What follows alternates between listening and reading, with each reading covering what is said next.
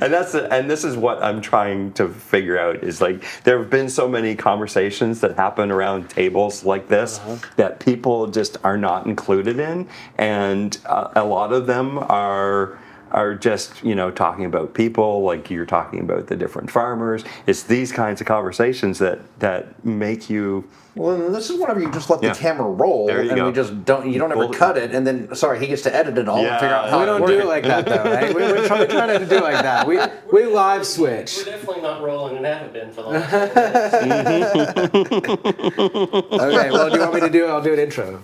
Cool. You do the intro, throw it to me, and then we'll. Cool. Yeah. It's a good dynamic we got. There It's like you go. volleyball. Yes. Bump, set, Boom, spike. bang, boom. Yeah, exactly. Yeah, you spike it, I bump it. Yeah, that's it. Yeah. Boom. So, welcome back to West China Tea House, and thank you, Jake, Richard, for being here. We're very excited to do this next little part of this session. Yeah, so this is a second time around. We did one whiskey already and a tea, and we're rolling into another whiskey and tea. The tea that Sohan brought, the whiskey that Jake brought, and we'll share some insights and value of what we're going to find here. What do you have, Sohan? I got some white tea. This, I picked this because based on the last whiskey that you served in the last episode, which had that like honey, maple, chocolatey notes, and that's white tea. That's aged white tea. Fresh white tea is very, very light and kind of floral, but then as it ages, this thing is 1 year tea, 3 years medicine, 7 years treasure, right? Okay. And that describes the way that white tea specifically ages. So this is a cake of white tea. We call it sugar plum because it's so sweet. This is the one that we've got open here at the tea house, and I'll show you. So how do you age tea? You just have it, and it gets older, and keep it away from smells. I'm thinking like whiskey. You got a barrel. You don't have anything special place you put it. You can, but you don't necessarily have to. She ages her tea in cedar. Okay. So a big cedar room. Right. So like cakes like this, wrapped in bamboo, stacked up, wrapped up in either paper or bamboo, in big paper boxes, in a room lined with cedar. Okay. And that's how they store it. But the cedar's not really interacting with the tea very much. No, because it's wrapped and all that. Yeah. It's about humidity. Yeah, it's humidity, exactly. And keeping moths away, humidor, yeah, exactly. So, and white tea specifically is going to have less aging, or is it going to be a particular style? White tea is white because it's raw. Okay. So when you want to make tea, you are talking a lot about oxidation. So this is the oxidation separates green teas unoxidized, black teas fully oxidized, oolong and yellow tea are partially oxidized, right? And the way you oxidize tea is it just does it by itself. The way that you stop tea from oxidizing to make something like green tea and prevent it from oxidizing is you cook it. And so all those other teas I mentioned, they usually get cooked at some part in the process. You want it 40% oxidized, you wither it until it's 40% oxidized, then you cook it to stop the oxidation. Okay. You want to make green tea, you cook it right away. You want to make a fully oxidized tea, you can bake it dry, but you wait until it's fully oxidized, because once you cook it, then the oxidation pretty much slows way down. White tea is white because it's raw. It doesn't get cooked. That's its defining factor. It's picked and then it's dried in the sun. Okay. And that's how you make white tea. And so it starts off low oxidation, and then it oxidizes slowly over about 7 years. Cool. That's why they say 1 year tea, 3 years medicine, 7 years treasure. This is from 2015, so it's 9 years old now. So it's post-treasure, and again, I chose it because talking about those very sweet notes in that last tea, and I'm excited about this single malt that you've got. I'll go ahead and make this, and you can talk about that guy. Yeah. So the single malt that we're going to try is another one of my Tejas collaborations that I've done with a distillery. This distillery is Muscat & Sons, and they make single malts, so 100% malted barley.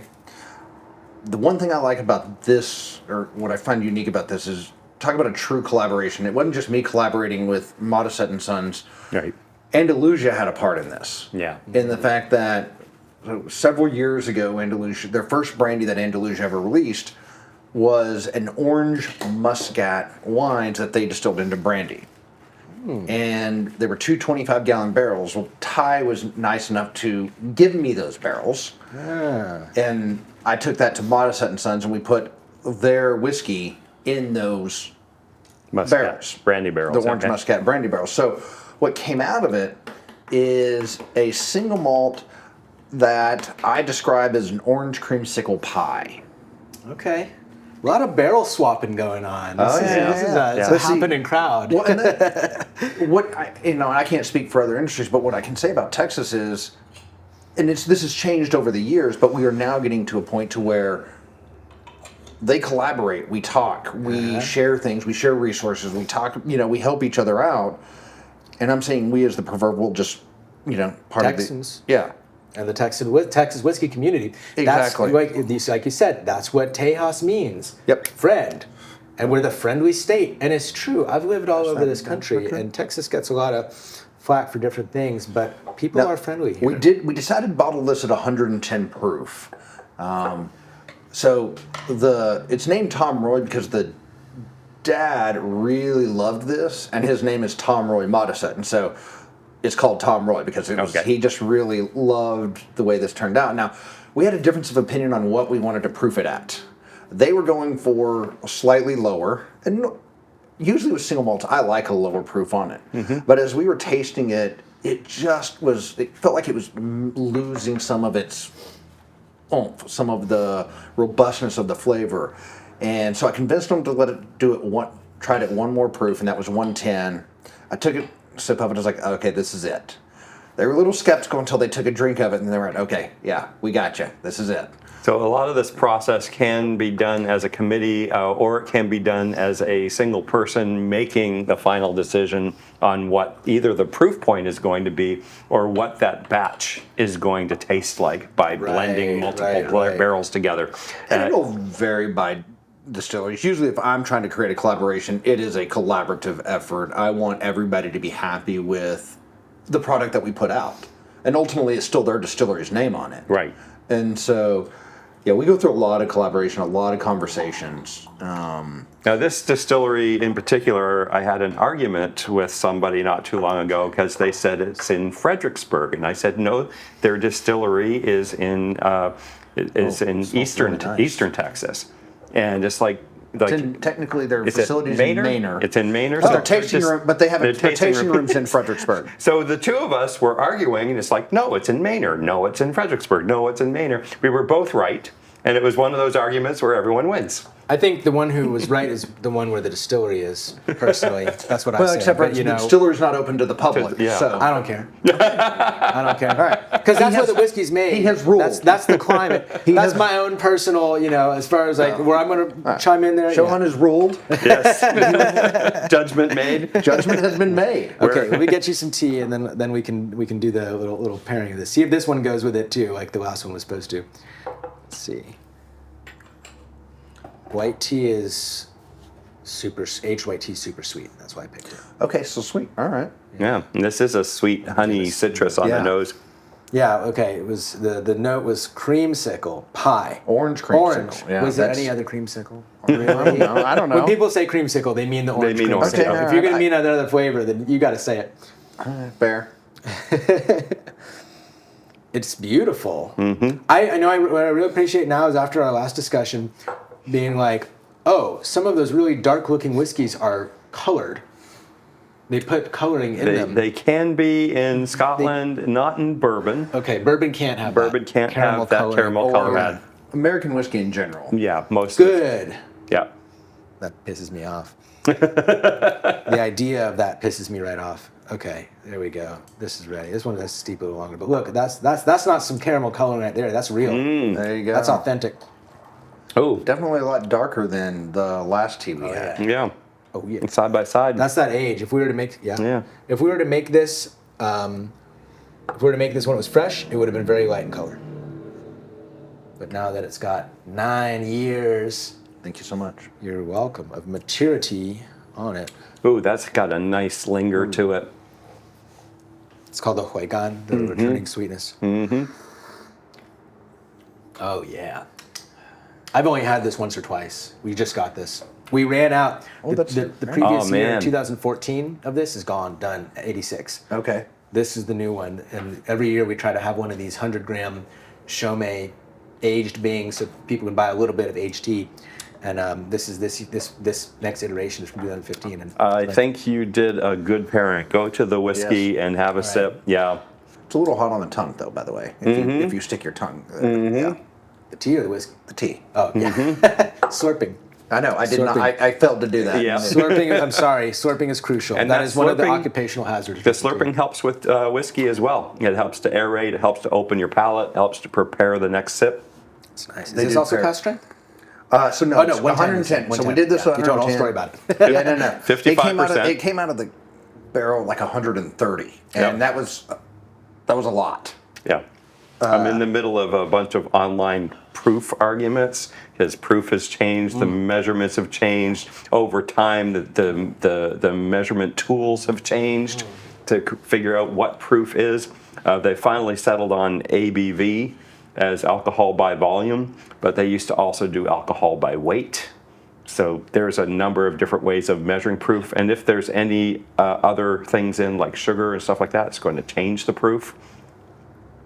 So your apparent proof and your actual proof can be different things. What? Yeah, it's Don't tell me that. I don't even Yeah. know that. Okay, That's- now it's all standardized. He's Yes, talking about it is. way back well, when. good. Now it's I'm all glad standardized. they fixed that. That's giving me anxiety just hearing about that. Jesus. Yeah. They pair You- quite yes, well. you did quite well. Nicely done with. And I do like with whiskey. I love how when you're talking about the tea and how this tea, how it aged and how it changed it, and how what the variety and the differences you can get from one tea to the Yeah. other, and that's just. If you're not accustomed to drinking tea this way, Oh, yeah. tea is just tea, right? Right, exactly. And and it's all well. It's just not coffee. I've had tea, so Yeah. I've had all teas, right? Right. I've had whiskey, I've had all whiskey, Right. right. And that's a conversation. Or I've had, I don't like bourbon. Okay, which bourbon did you not like? Hey. Because there's so many varieties out there: high rise, traditional, weeded, 4-grain, Right. whatever. Which is And- also what you've had beforehand and what you have afterwards Right. can change your experience. Absolutely. Absolutely. And so, getting to experience tea this way is really neat, Cheers, and bro. I would recommend anybody trying it There we go. We'll do it. The old. because you got to do the old pairing. Double cheers. There we go. Cheers. Uh, Yeah, and they're bringing things out of each other. You've done a really good job pairing today, Sohan. This is Well, this was a collaboration Yeah. with fate because I didn't know what this whiskey was going to be like when I picked this tea. I was basing it off the last one, but it's kind of in the same neighborhood as far as like going from that that kind of more edgy rye taste to that sweeter that was corn, and then this is barley. And it's very interesting because I if I do this with y'all long enough, I will eventually be able to be like that tastes like barley, that tastes like corn, that tastes like rye. Well, yeah, and I would say it is just like anything. The more you do it, the better you get at it. But you have to practice at it. Yeah. If you don't do it for a while, and you may not, be able to pick it out as easy. But if you're doing it on a regular basis and you're intentional about what you're tasting and trying to figure that out, it's a muscle you have to exercise. Yeah. yeah. This past Which I would imagine tea's the same way. Freaking-lutely. I just did a whole Corey knows. I just did a whole episode about this of my show that I been on here all day doing this, and I was talking about that exact thing. It's like a muscle. It's like learning a language, like a muscle that you have to exercise. If you don't practice it, it's not just something that's innate to you. And luckily, things like whiskey and tea are fun to practice. We do them because we enjoy them. The enjoyment's right there. It's not like going to the gym where it's like it's hard work and then the enjoyment's later when you feel good, but it's delayed. Which takes It's like, really long time to right, do. exactly.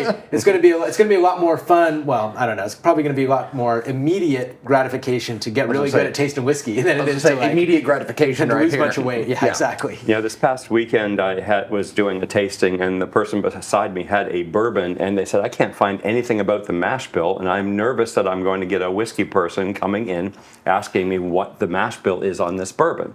And I said, well, give me a little sip and I'll see what I get from it, because I have an impression of what a weeded bourbon is and what a high rye bourbon is. And so automatically it came across to me as a high rye bourbon because of those herbal, medicinal, peppery notes that I get from a high rye bourbon. And so I said, I can't tell you what the mash bill is, but because it's a bourbon, it has to be 51% corn. And and where it's coming from, that gives me an indication of the color. And I said also because of the flavor, it probably has somewhere around 20-25% rye. But honestly, I really can't tell you exactly. It's not like a 51-49, but it's probably in that 20, probably like 75-25 or something like that. But it's in those ranges, and that's just from the experiences I've had with those types of whiskeys before. And then they found the mash bill and you were right. No. But it is back to exercising that muscle, right? Absolutely. And whiskey is a lot of fun. I'm discovering tea can be just as much fun. Absolutely. I invite you to come and hear as a civilian and drink tea and hang out. We really need to have a big old party with all the guests. Yeah. You know what I mean? Round up all the guests from season 1 or whatever and have a big old party, because that'd be really, everyone's been so interesting so far. There it is. It's opening up. It's wider. That was a larger gulp. I spread it around the palate a lot more. I'm getting those orangey, spicy type of qualities now. Well, and so this one, with the rye we talked about was only available at the tasting room. This one, you can get it at the Total Wine in Lake Creek here in Austin. Cool. Or you can have it shipped to your house. Cool. Oh, okay. It's 21st century. Yeah. So you can go to you can get it from Modisette and Sons website or TXWhiskeyFest.com website. You can go to under projects, click it, and it has a list of all of our other projects that we're doing. But which one of them y'all talked about while we were off camera, and I'll bring it up is. And fingers crossed, it's going to be ready by the festival on April 20th. Oh, cool. And we'll get to have it there to taste. So the Tejas collaboration with Giant Texas Distilling out of Houston took their rye whiskey, and we have it being finished in sweet vermouth barrels I bought from Spain. It's extremely unique and interesting. So, I mean, you think of a Manhattan, it's usually rye whiskey and sweet vermouth and bitters, right? Now, this does not taste like a Manhattan. Yeah.